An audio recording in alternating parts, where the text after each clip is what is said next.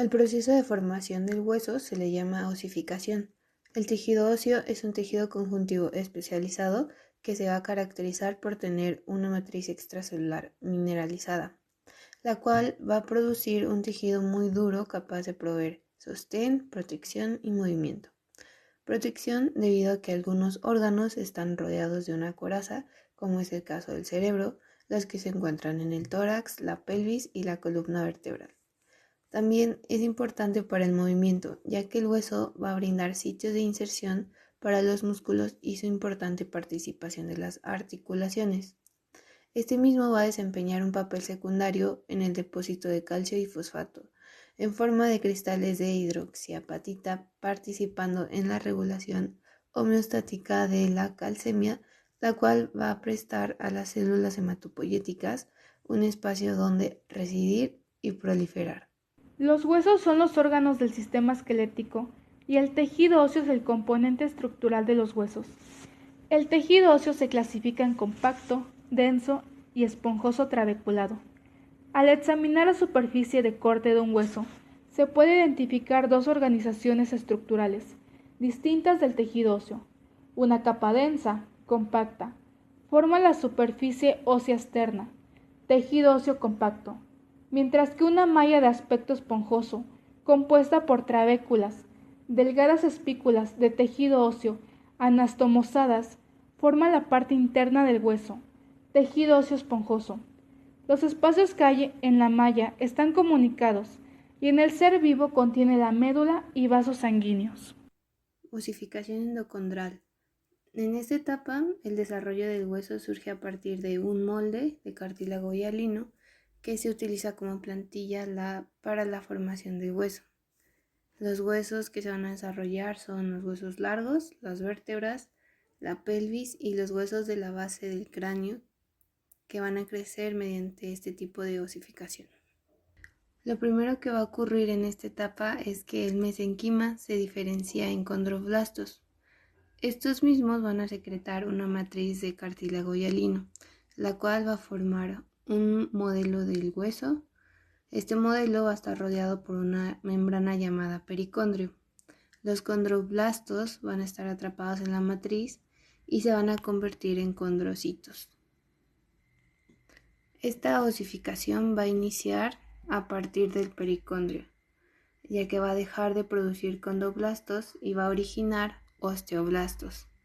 Estos mismos van a comenzar la proliferación de osteoblastos por un incremento de la presión parcial de oxígeno en la diáfisis del futuro hueso, y esto va a recibir el nombre de periósteo.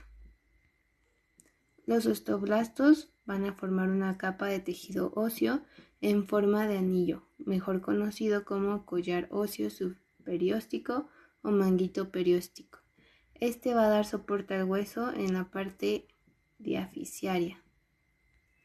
Por debajo del hueso subperióstico, estos condrocitos se van a hipertrofiar y la matriz se va a degenerar formando placas cartilaginosas que se van a calcificar. Este collar va a impedir la difusión de los nutrientes hacia los condrocitos, provocando su muerte y en consecuencia la formación de espacios que irán siendo vascularizados a medida que los vasos sanguíneos perforan el hueso subperióstico. Los vasos sanguíneos ingresan a las cavidades de las células osteoprogenitoras y hematopoyéticas, y estas últimas van a constituir lo que es la médula ósea. Osificación endocondral. En esta etapa, el desarrollo del hueso surge a partir de un molde de cartílago hialino que se utiliza como plantilla para la formación del hueso. Los huesos que se van a desarrollar son los huesos largos, las vértebras, la pelvis y los huesos de la base del cráneo que van a crecer mediante este tipo de osificación. Ya que mencionamos la formación de la médula ósea y la entrada de los vasos sanguíneos, pasemos a la conversión de los osteoblastos a partir de células osteoprogenitoras, esto para producir y depositar osteoide en las trabéculas del ya calcificado cartílago. Este mismo osteoide, al calcificarse, forma un complejo de cartílago y hueso calcificado.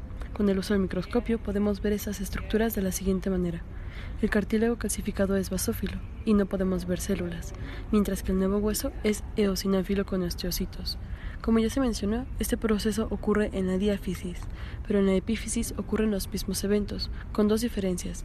En la epífisis no se forma el collar óseo subperióstico, y estos, en lugar de ser centros de osificación primarios, son centros secundarios.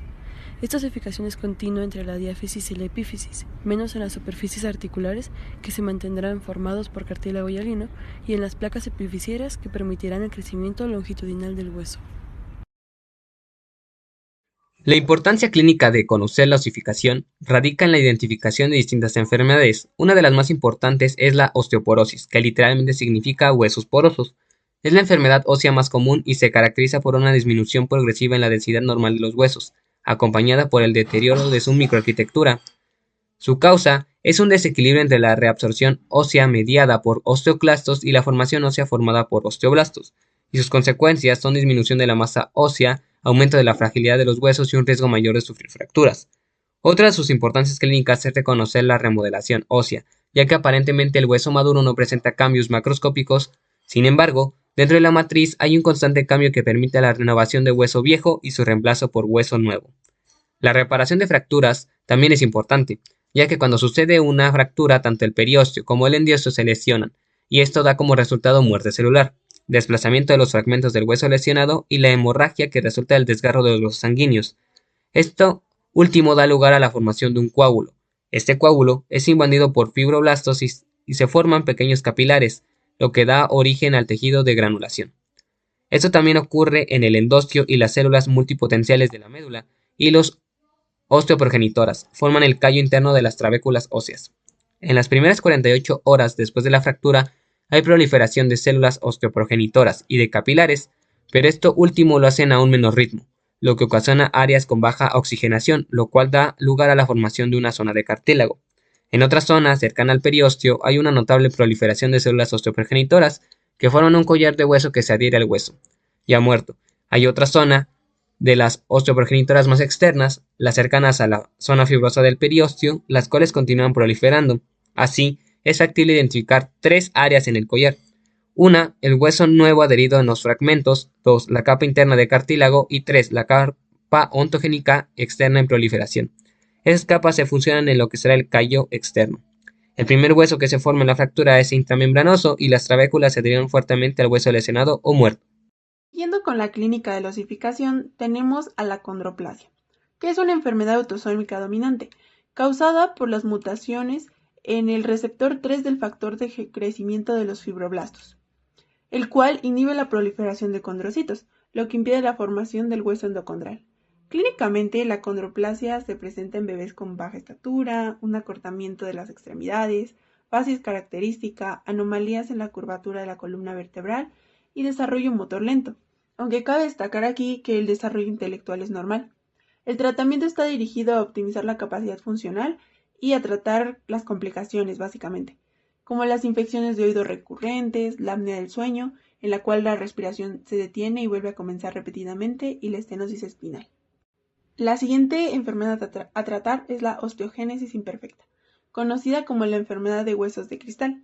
La osteogénesis imperfecta es un raro trastorno genético del tejido conectivo, caracterizado por una fragilidad ósea grave, que causa mutaciones en el colágeno de tipo 1. Algunas formas son letales en el útero, no existe una cura definitiva, el tratamiento básicamente es de soporte, y se centra en reducir el dolor, la frecuencia de las fracturas y la deformidad ósea, y en aumentar la deambulación.